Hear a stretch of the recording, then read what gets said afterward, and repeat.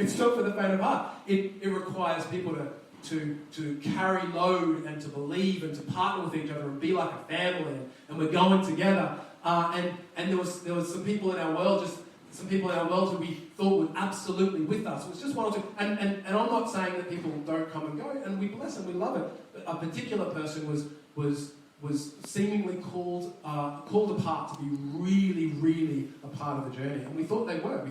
We thought they were. And then, about a couple of months in, I'm not sure if many people here would even know the people, so it's all okay. But decided, no, you know what? We're not with this, and we're gone. And in a blink of an eye, it blindsided me. In a blink of an eye, they decided they go. And I felt, I felt this cringe on the inside. I didn't even pick it. I didn't note it. I just moved on. It was all good. Bless you. Love you. See you later. But I picked up in the months to follow that I had this knot somewhere on the inside. And I couldn't pick it. I didn't know why. And then a couple of, about a year ago, the Lord started to he said, you know what, you need to forgive this person. And I said, no, I'm good. I'm good. He said, no, you do. You need to forgive this person. And it took me a good couple of months to let God speak to me about that, really. I thought I was, but I thought, yeah, I'm doing it. But you know what it meant for me? It meant for me actually revisiting, calling up this person and sitting down with them and having a conversation with them. And I'll pick that up a little bit later. I say all of that. I've talked about my family. I've talked about my own life because I want you to understand that you are not alone. And most people around you right now, if we really did dwell on it, we'd go, yeah, I've got to be careful with forgiveness. It's hard to do. It's hard to do.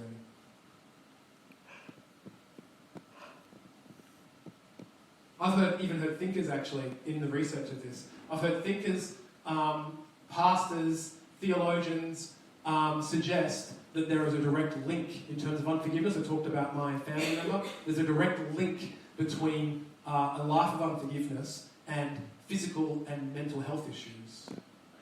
I've heard it said, I've read about it, the unreleased grudges can turn into depression, or they can turn into various cancers, in fact, some people are writing. Mm-hmm. And I'm a registered nurse, so I take all of these things with a little bit of research and a little bit of evidence. So I've not seen the data to suggest that, except to say that, can I tell you that if the data did emerge, that was the case, I wouldn't be surprised.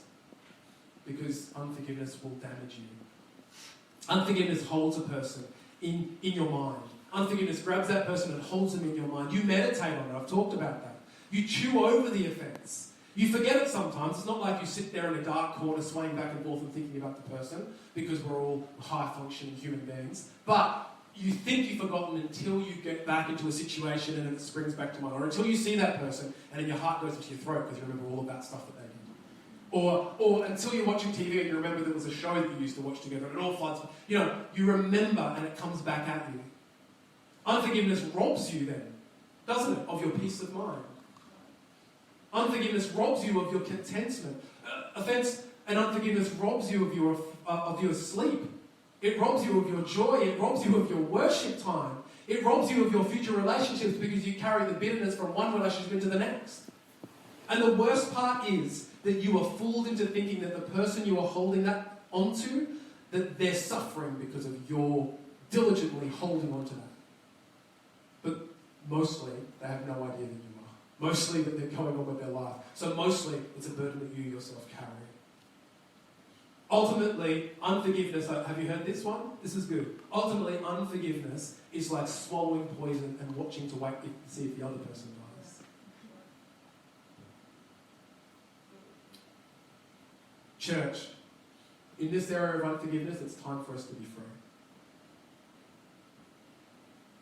Listen, you won't make it through this life without experiencing offense. There are too many jerks.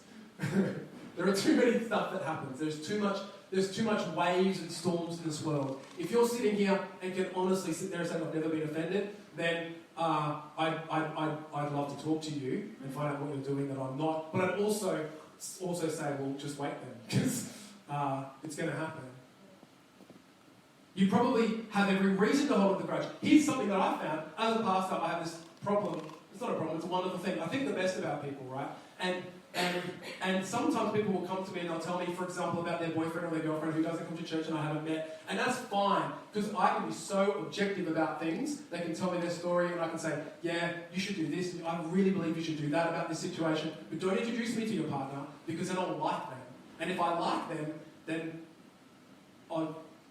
my opinion might change. I like people. So that's tricky, but I also think that I've just lost my train of thought. Liking people, I think. Let me get back to my notes. I also think if you told me all the reasons why someone hurt you and that you struggle with forgiveness, probably I would agree with you, because you probably have great reasons, genuinely have great reasons not to forgive. But it's not me, I'm not the judge and the jury about who you forgive. It's not me. You need to take that to the Lord. And what would He say? I think we've covered that. I want to read you something. It's a bit of a story. We all like stories. At the age of 10, twins Eva and Miriam Moses were taken to Auschwitz, World War II, where Dr. Josef Mengele used them for medical experiments. Both survived, but Miriam died in 1993 when she developed cancer of the bladder, generally thought to be the consequence of some of those experiments done. Her sister, Eva, takes up the story. She says, Eva and I were a part of a group of children, this is hard reading actually, who were alive for one reason only, to be used as human guinea pigs. During our time in Auschwitz, we talked very little. We didn't have food much, we didn't have kindness much. It took every ounce of strength to stay alive. Because we were twins, we were used in a variety of experiments where one of us would be the control person and one of us would have the tests done. 3 times a week, we had this kind of experience. I'm jumping ahead because it's way too emotive. On one occasion, the doctors gave them an experiment. They took some blood from both of our arms, and they gave injections to one of us. To myself, says Eva. After one such injection, I became very ill and was taken to hospital. The doctor came the next day to look at my fever chart and declared that I had about a week or 2 to live. And for the next 2 weeks, I was between life and death. But here's what I did: I refused to die, because if I had died, the doctor would then kill us both to do an autopsy on both to see the test. So I refused to die. I survived, and it continued all the way until I was released in January 27, 1945. Echoes of Auschwitz were a part of my life, but I didn't speak publicly about it until 1978. In 1993, I was invited to give a lecture to some doctors in Boston, and I was asked if I could bring a Nazi doctor with me. An ex-Nazi doctor, I presume. I thought it was a mad request until I remembered that I'd once given a documentary which had also featured such doctors. So I contacted the doctor in Germany, and he said he would meet me for an interview and take it to the conference. On her way to meet this doctor, she was scared to meet him, and when she arrived at his house, she was surprised when she treated her with the utmost respect. I asked him if he'd seen some of the horrors, and he said it was a nightmare that he had to deal with every day of his life. I was surprised that Nazis had nightmares too about it, and I asked him if he would come with me to Auschwitz, and he said he'd love to do it. The story goes on, and she wrote this story. In my desperate effort to find a meaningful thank you gift for this doctor, I searched the stores for many months. The idea of a forgiveness letter came to my mind. I knew it would be a meaningful gift, but it became a gift to myself as well, because I realised that I was not a hopeless, powerless victim. When I asked a friend to check my spelling, she challenged me to forgive the original doctor from 1940s too. At first I was adamant that I could never forgive him, but then I realised I had the power now. I had the power to forgive. It was my right to use it, and no one could take it away. On January 27, 1995, on the 50th anniversary of my liberation, I stood at the ruins of this space with my children and with some of these doctors, and I signed a document of forgiveness. As I did that, I thought the burden of pain was lifted from me, and no longer was in the grip of hate. I was finally free. I believe with every fibre of my being that every human being has the right to live without the pain of the past. For most people, there is a big obstacle to forgive because society expects revenge. It seems we need to honour our victims, but I always wonder if my dead loved ones would want me to live with the pain and anger until the end of my life. Some survivors don't want to let go of the pain. They call me a traitor and accuse me of talking in their name. I've never done this. Forgiveness is as personal as chemotherapy, and I do it for myself.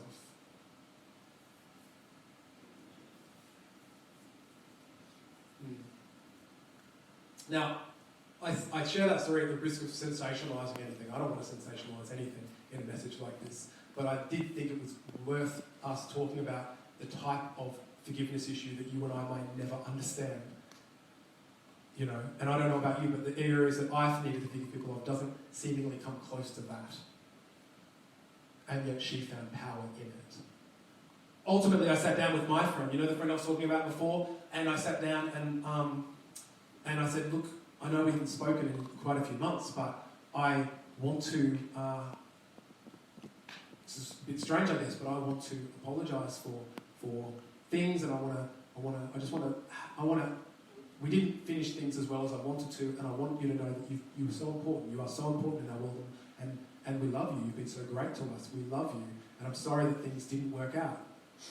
And there was great forgiveness there, and just like she said, in a much lesser capacity, I felt the freeingness of a grip that I didn't really articulate very well for the months previous. This little bit of unforgiveness was just sticking to me. But I cannot live that way. I can't live that way in my own life. I can't live that way according to the scriptures. I need to let go. So do you. And so do you. And so do you. The Spirit nudged me and I sorted out. Matthew 5:23 to 24 tells us what we should do if you've got areas of unforgiveness in your world. Even here in church, even in the middle of your worship. It says, therefore, if you are offering your gift at the altar, that means you're in the middle of a moment of worship, you're about to take the offering, you're about to just give it all to God, your hands are raised, you're jumping up and down, seeing oceans, you're loving the song, and then you remember that there's a moment of unforgiveness in the middle of you. Jesus says you should do this. You remember that your brother or sister has something against you, leave that gift there in front of the altar and go first and be reconciled. Then come and offer your gift. Deal with it. Deal with it while there's time to deal with it. This one time, I remember I was leading. I was a youth pastor for a number of years, and there was a particularly big and stressful youth service that we were doing, and one of my team came up to me and gave me information that I wasn't ready for or prepared for, and I sort of spoke harshly to her. We're in the middle of something, and I said something like, not harsh and horrible, just like, no, can you just deal with that and deal with it now, go. Something like that. So she was fine, she went away, and then I went to get back into my worship zone, and I remembered that scripture. It hit me like an arrow. It said, if you're trying to work, if you're trying to engage and you remember you've got something against someone, you should deal with that now, then come back. And I went, yeah, but God, I'm trying to worship, I've got to preach in a minute. No, go and do it, Nathan, the Lord said. So I went, okay, this is awkward. So I left and went through the crowd and found her in the corner and got it, said, hey, I'm really sorry for that. I shouldn't have spoken to you like that. And she said, what? I'm like, I said, I'm really sorry for that. I shouldn't have spoken to you. I'm really sorry. She said, I don't even know what you're talking about. It's fine. I'm like, I know you say it's fine because you're so beautiful and wonderful, but I feel convicted and I need to forgive and I need to release. And that's fine. Get back to what you're doing, Pastor. I'm like, okay. That's a good way to deal with moments of unforgiveness. I think Jesus should have the final word, though. Don't you? Yeah. Matthew 5:38 and 48. I might get the band up as I read this out. Jesus, in the great story of the Mount, he said this, the Sermon on the Mount. He said, you've heard it said, an eye for an eye and a tooth for a tooth. But I tell you, don't resist an evil person. If someone slaps you on the right cheek, turn to them the other cheek also. And if anyone wants to sue you and take your shirt, hand over your coat as well. If anyone forces you to go 1 mile, go with them 2. Give to the one who asks you and don't turn away from the one who wants to borrow from you. You've heard it said, love your neighbour, hate your enemy. But I tell you, love your enemies and pray for those who persecute you, that you may be children of your Father in heaven. He causes his sun to rise on the evil and the good, and sends rain on the righteous and the unrighteous. If you love those who love you, so what? What reward will you get? Aren't even the tax collectors doing that? And if you only greet only your own people, well, what are you doing more than other people? Don't even pagans do that. Be perfect, therefore, just as your heavenly Father is perfect.